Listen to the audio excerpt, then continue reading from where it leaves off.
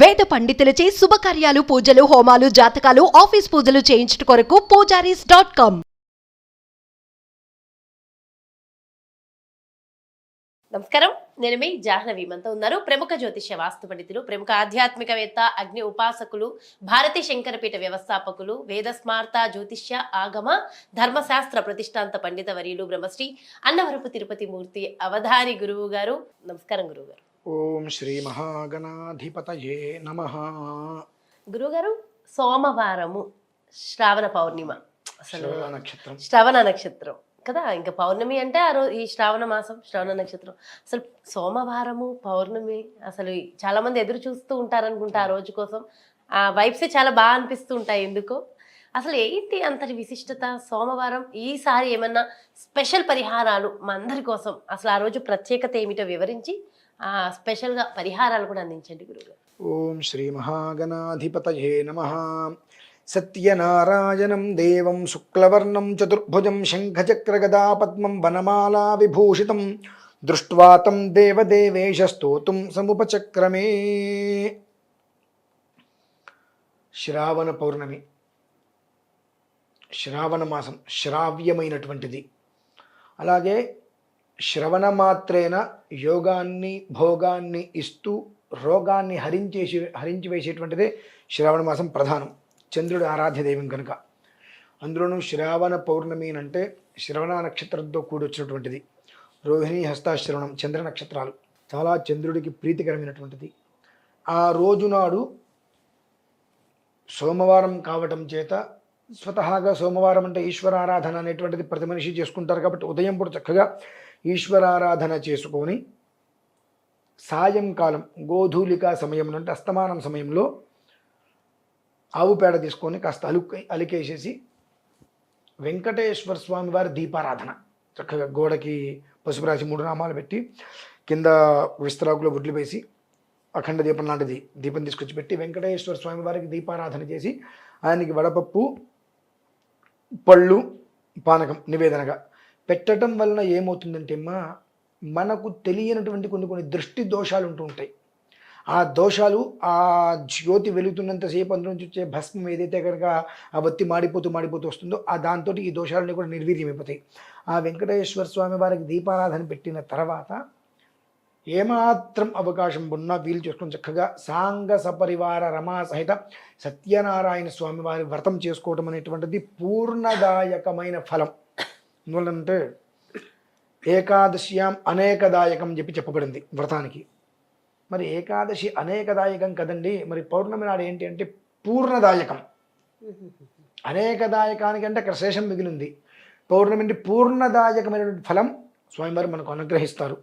కనుక జీవితంలో ఉన్నత స్థానాన్ని కోరేటువంటి వారు, కుటుంబం సంతోషంగా నడవాలి అనుకునే ప్రతి ఒక్కరూ కూడా, అంటే ప్రతి ఒక్కరికి అవసరమైందే అనుకున్న ప్రతి ఒక్కరూ కూడా ఆ రోజునాడు ఉదయం ఈశ్వరాభిషేకం చేసుకొని చక్కగా సాయంకాలం గోధూలికా సమయమునందు వెంకటేశ్వర స్వామి వారి దీపారాధన చేసుకొని సాంగ సపరివార శ్రీరమా సహిత సత్యనారాయణ స్వామి వారి యొక్క వ్రతాన్ని చేసుకొని చక్కగా 5 కథలు విని బంధుమిత్రులతో కలిసి భోజనం చేసి రాత్రి తెల్లవారులు, ఇదైతే ఎవరికి ఇష్టం ఉండదు, రాత్రి తెల్లవారులు స్వామివారి నామాన్ని జపిస్తూ జాగరణ చేయడం శ్రేయోదాయకం. సినిమాలు చూడకూడదంటారా జాగరణ సమయంలో? ఇక ఈ సినిమాలు చూడకూడదంటారా అంటే ఇంకెందుకమ్మా పూజలు చేసుకోవటము అంటే అలాని కదా నేను అనేది.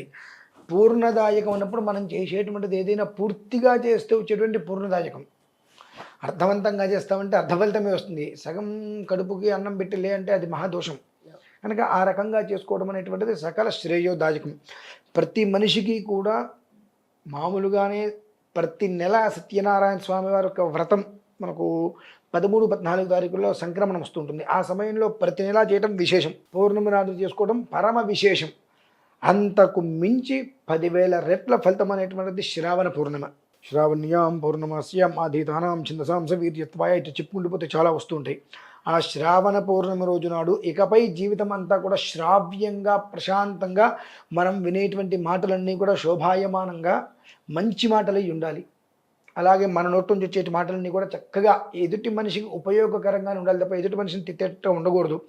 ఒకవేళ ఏదైనా గబిక్కిన చిరాకుతోటో కోపంతో ఒక మాట ఒక మనిషిని అన్నా అవతలి వ్యక్తి దాన్ని సీరియస్గా తీసుకొని మన మీద ఇబ్బందిగా ముందుకు రాకుండా దూషణలు చేయకుండా సామరస్యంగా వెళ్ళిపోవాలి అనుకున్న వారు మాత్రం ఖచ్చితంగా శ్రావణ పౌర్ణమి రోజు నాడు వెంకటేశ్వర స్వామి వారికి చక్కగా చెప్పడం వృషశైలాధిప ఏవ దైవతన్నః వృషభాద్రీశ్వర ఏవ దైవతన్నః ఫణిశైలాధిప ఏవ దైవతన్నః భగవాన్ వెంకట ఏవ దైవతన్నః అని ఎంతో చక్కగా శ్రావ్యంగా చెప్పబడి ఉన్నది.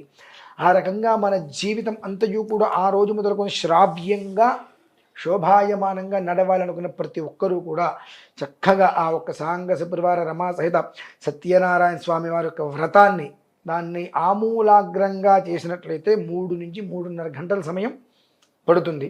నాకేదో ఒక అరగంటలో నేను పూర్తి చేసుకుంటాను అంటే గంటలో నాకు పూర్తి కావాలనేటువంటిది సగం పనులు చేయవద్దు.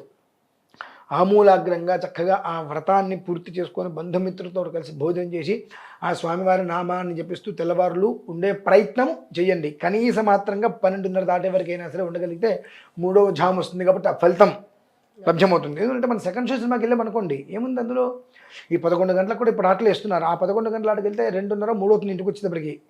అటువంటి సెకండ్ షోకి వెళ్ళామన్నట్టుగా భావించండి. ఇంట్లో స్వామివారిని తెలుసుకోండి. పొద్దున్నే మళ్ళీ సూర్యోదయాత్ పూర్వం వారికి పునఃపూజ చేసి ఆయనకు ఉద్వాసం చెప్పినట్లయితే మీరు ఏదైతే కోరిక అంటే మనస్సులో ఉండేటువంటి కోరిక బయటికి చెప్పవలసిన అవసరం లేదు. మనస్సులో ఆ కోరిక బలంగా ఉంటే చాలు. బయటికి నా కోరిక ఇదే అని చెప్పవలసిన అవసరం లేదు. ఆ బలంగా మనస్సులో ఏదైతే కోరిక ఉంటుందో ఆ కోరిక అనేటువంటిది మీరు ఊహించని రీతిలో నిర్వీర్యంగా దోషాలని పోవటమే కాకుండా ఆ కోరిక సిద్ధిస్తుందమ్మా. కోరిక ఎప్పుడు సిద్ధిస్తుంది?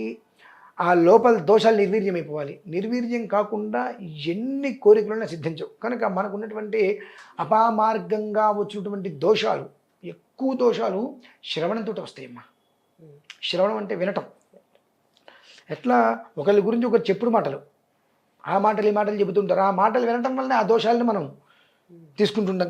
కాబట్టి అటువంటి దోషాలన్నీ నిర్వీర్యం అయిపోయి ఆ ఫలితం ఖచ్చితంగా అనుభవిస్తారమ్మ. కాబట్టి ప్రతి మనిషి తన ఉన్నత స్థానాన్ని కోరుకొని ముందుకు వెళ్ళాలనుకున్నప్పుడు మాత్రం ఈ శ్రావణ పౌర్ణమి రోజు నాడు శ్రవణ నక్షత్రంతో కూడి ఉన్నది కనుక చక్కగా సాయంకాలం సమయంలో ఈ విధానాన్ని ఆచరించడం అనేటువంటిది తులసిమాల తులసి తీసుకొని దగ్గర పెట్టుకొని ఆచరించడం అనేటువంటిది సకల శ్రేయోదాయకం, సకల సౌభాగ్య సంపత్ ప్రదాయకం. ఎంతో అద్భుతంగా వివరించారు. నిజంగా ఎంతో పరిజ్ఞానాన్ని కూడా అందించారు గురుగారు. Thank you so much. నమస్కారం. శ్రావణ పౌర్ణిమ సోమవారం నాడు మనందరం కూడా ఆచరించవలసిన మంచి పరిహారం, దీనివల్ల కలిగే అద్భుతమైన ఫలితం, కోరికలు ఎవరికి ఏ కోరిక ఉంటే ఆ కోరిక తీరేటటువంటి అద్భుతమైన రోజుట సోమవారము శ్రావణ పౌర్ణిమ నాడు. ఖచ్చితంగా అందరూ కూడా ఆచరించి అందరూ బాగుండాలని మనస్ఫూర్తిగా కోరుకుంటాం. మరో ప్రత్యేకమైన కార్యక్రమంతో మళ్ళీ మీ ముందుకు వచ్చేస్తాను. నమస్కారం.